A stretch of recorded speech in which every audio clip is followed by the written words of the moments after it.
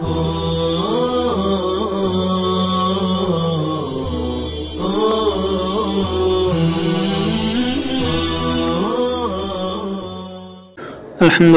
رب العالمین والصلاة والسلام علی رسولہ الکریم وعلی آلہ وصحبہ اجمعین اما بعد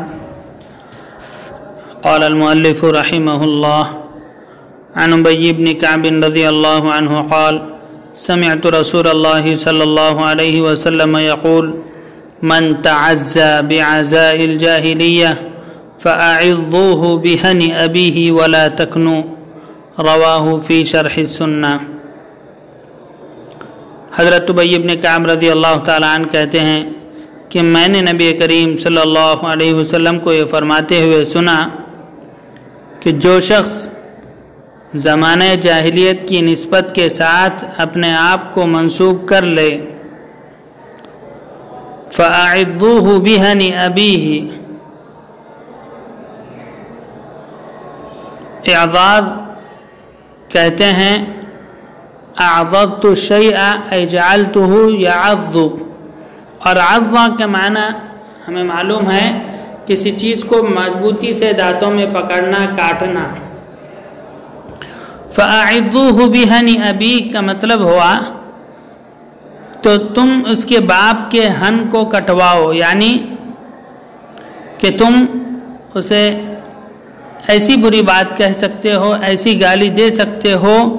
کہ اس کے باپ کی، جس میں اس کے باپ کی شرمگاہ کا تذکرہ کیا جائے۔ اور ہن کے معنی معلوم ہے شرمگاہ یا ہر وہ قبیح اور بری چیز۔ تو حضرت صلی اللہ علیہ وسلم نے ایسے شخص کے لیے جو اپنے باپ دادا پر فخر کرے اور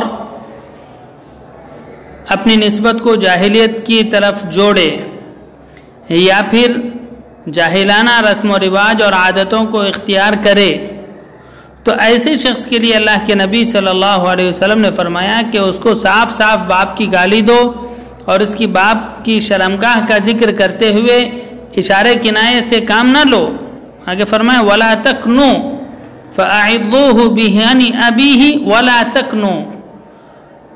یعنی اس کی باپ کی شرمگاہ کا ذکر کرو، اسے سری سری گالی دو اور اس میں صراحت سے کام لو، کنایے سے کام لینے کی ضرورت نہیں۔ یعنی ایسا شخص اس بات کا بالکل مستحق نہیں کہ اس سے مہذب گفتگو کی جائے، اسے صاف سیدھی بات کی جائے، بلکہ اسے صاف طور پر اگر کوئی گالی بھی دے گا تو درست ہوگا۔ کیونکہ اس نے جو فعل انجام دیا، اس نے جو فعل کیا، جو کام کیا، وہ اس سے زیادہ برا ہے کہ اس نے جاہلیت کا احیاء کیا، جاہلیت کی طرف نسبت کی، جاہلیت کی طرف نسبت کو فخر سمجھا اور اپنے آپ گویا کہ اس نے ایک طرح سے اسلام سے بیزاری کا اظہار کیا۔ اصل تو ہونا یہ چاہیے تھا کہ وہ اسلام پر فخر کرتا، اسلامی عادات اور اسلامی کلچر پر فخر کرتا، لیکن اس نے جاہلیت کی طرف نسبت کی، اپنے آپ کو اپنی نسبت بھی جاہلیت کی طرف کر رہا، اور اسی طرح اپنے باپ دادا کی بڑائیوں کو اور ان کے اچھی کارناموں کو ذکر کرنے لگا۔ تو اب ایسے شخص کو تم کھلم کھلا گالی دے سکتے ہو، عار دلا سکتے ہو، اسے یوں بھی کہہ سکتے ہو کہ تم اپنے ان باپ دادا کی بات کرتے ہو جو بتوں کو پوجا کرتے تھے، جو فسق و فجور اختیار کرتے تھے، جو زنا کرتے تھے، جو چوری کرتے تھے، ان کی بری چیزوں کا ذکر کرتے ہوئے اگر تم یہ کرو گے تب اسے کبھی یہ جرأت نہیں ہوگی کہ وہ دوبارہ ان کی طرف نسبت کرے۔ اس کا ایک معنی تو یہ ہے کہ کھلم کھلا اس کو گالی دو اور اس میں کنایے سے کام نہ لو، اور اسی طرح یہ معنی بھی اس کے مراد ہو سکتے ہیں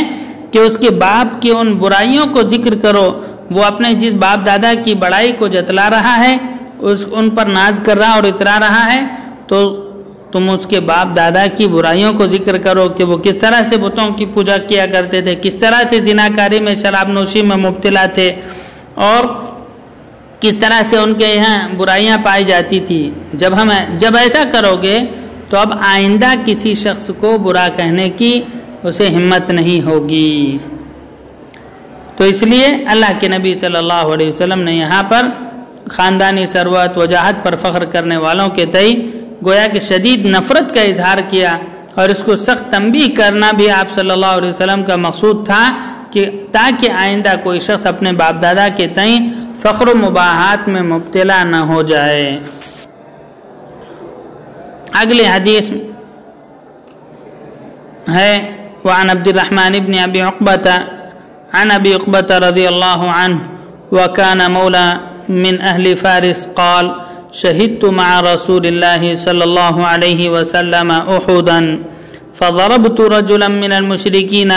فقلت خذها مني وانا الغلام الفارسي فالتفت الي فقال فهلا قلت خذها مني وانا الغلام الانصاري رواہ ابو داود۔ حضرت عبد الرحمن ابن ابی عقبہ حضرت ابو عقبہ رضی اللہ تعالیٰ عنہ سے نقل کرتے ہیں کہ ایک فارس نژاد اور ایک ایرانی تھے، کہتے ہیں کہ شہدت مع رسول اللہ صلی اللہ علیہ وسلم کہ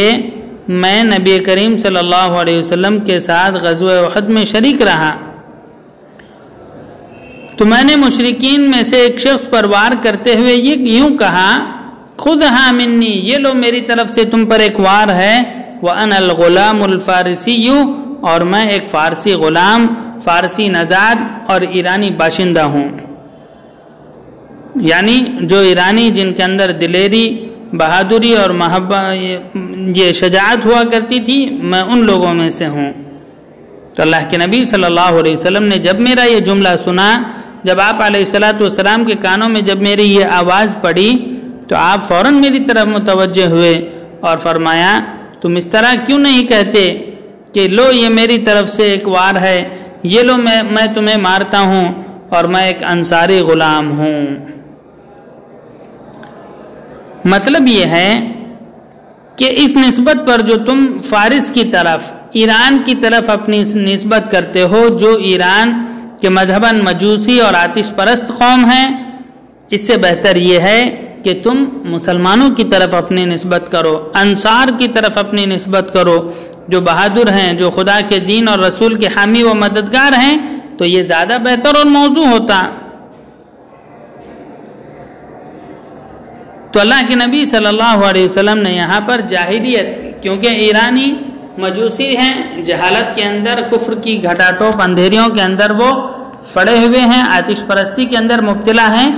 تو ایک شخص جو مسلمان ہے، اگرچہ کہ وہ اصل کے اعتبار سے اپنی قوم ایران کی طرف نسبت کرتے ہیں، وہ ایرانی ہیں، لیکن جب انہوں نے بطور فخر کے یہاں یوں فرمایا کہ یہ لو میں تو ایک ایرانی نژاد ہوں، میں فارس نژاد ہوں، تو اللہ کے نبی صلی اللہ علیہ وسلم نے اس کو بھی ناپسند فرمایا اور فوراً اس کی تنبیہ فرمائی اور یوں کہا کہ تم یہ کیوں نہیں کہتے کہ میں ایک انصاری غلام ہوں۔ تو اللہ کے نبی صلی اللہ علیہ وسلم نے یہاں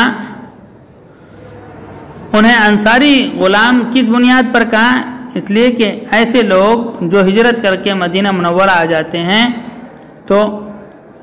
یعنی کسی اور جگہ سے، اور یہاں پر کسی سے موالات کر لیتے ہیں، تو ایسے شخص کو مولا الموالات کہا جاتا ہے۔ تو حضرت ابو عقبہ رضی اللہ تعالیٰ عنہ بھی، جن کا اصل نام رشید تھا، وہ اسی طرح کے مولا تھے، یعنی اصل رہنے والے تو فارس تھے، لیکن جب انہوں نے اسلام قبول کیا،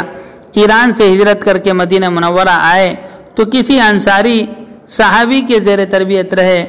اور انہی کے ساتھ آپ کا شمار ہونے لگا، ان کے ساتھ انہوں نے معاہدہ کر لیا،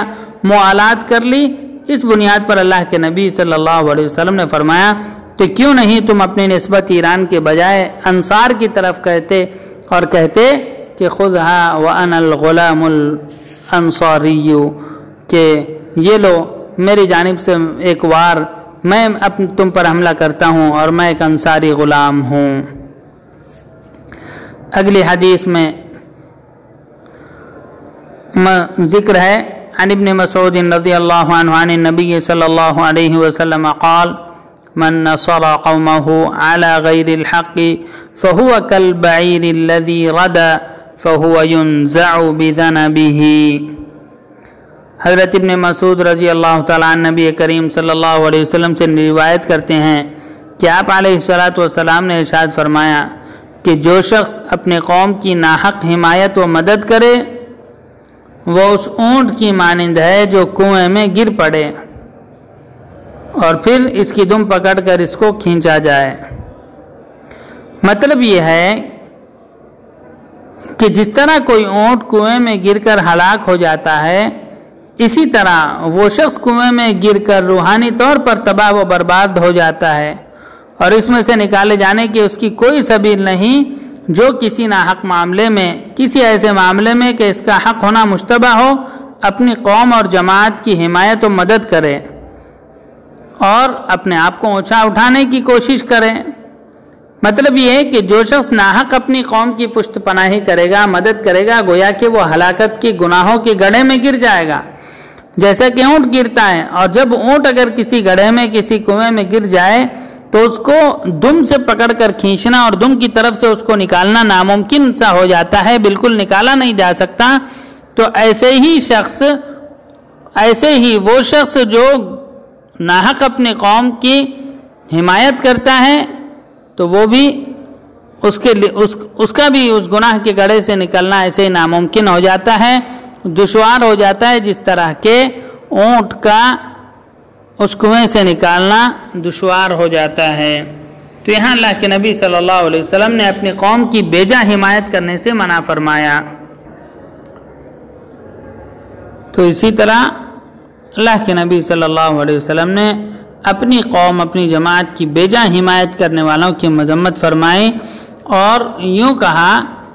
کہ جو شخص اپنی قوم کے باطل ہونے کے باوجود ہلاکت کی کھائی میں گر، جو بطلان کی وجہ سے، اپنے ناحق ہونے کی وجہ سے گویا کہ ہلاکت کی کھائی میں گر پڑی ہے، اب اس کی حمایت، اس کی محنت، اس کی مشقت اسے کوئی فائدہ نہیں پہنچائے گی۔ جس طرح کہ ایک اونٹ کھائی میں گر چکا ہے، کنویں میں گر چکا ہے، اب اکیلا شخص اس کی دم پکڑ کر کھینچ نہیں سکتا، تو یہاں بھی یہ اکیلا شخص یہ اپنی قوم کے ناحق معاملے میں، باطل چیزوں کے اندر اس کی حمایت کر کے اسے کوئی فائدہ نہیں پہنچا سکتا، اسے ہلاکت سے اور بربادی سے نہیں بچا سکتا۔ تو اس لیے انسان کو چاہیے کہ اگر وہ اپنی قوم کی حمایت کرنا ہے تو حق کے معاملے میں اچھی چیزوں کے اندر حمایت کرے، ناحق معاملات میں اللہ کے نبی صلی اللہ علیہ وسلم نے اپنی قوم کی حمایت کرنے سے منع فرمایا، اور اس کی تشبیہ دی اس کی طرح کہ جیسے کوئی اونٹ کسی کنویں میں، کھائی میں گر جائے اور اسے دم سے پکڑ کر کھینچا جائے تو اسے کوئی فائدہ نہیں ہوتا، وہ ہلاک ہو کر رہے گا۔ تو ایسے ہی جو قوم ناحق معاملے میں پڑی ہو وہ تو ہلاک اور برباد ہو رہی ہے، جو شخص اس کا حمایتی ہوگا اس کی حمایت کرنا ایسے ہی ہوگا جیسا کہ کسی کنویں میں گرے ہوئے اونٹ کی دم پکڑ کر کھینچ رہا ہو۔ اگلی حدیث ہے حضرت عن واصلة بن الأسقع رضی اللہ عنہ قال قلت یا رسول اللہ ما العصبیہ قال ان تعین قومك على الظلم رواہ ابو داود۔ حضرت واصلہ ابن اسقع رضی اللہ تعالیٰ عنہ فرماتے ہیں کہ میں نے اللہ کے نبی صلی اللہ علیہ وسلم سے دریافت کیا کہ اللہ کے نبی ما العصبیہ، کہ عصبیت، جاہلیت کیا چیز ہے؟ آپ علیہ السلام نے فرمایا عصبیت کا مفہوم یہ ہے کہ تم ظلم کے معاملے میں اپنی قوم و جماعت کی حمایت کرو، ان تعین قومک علی الظلم۔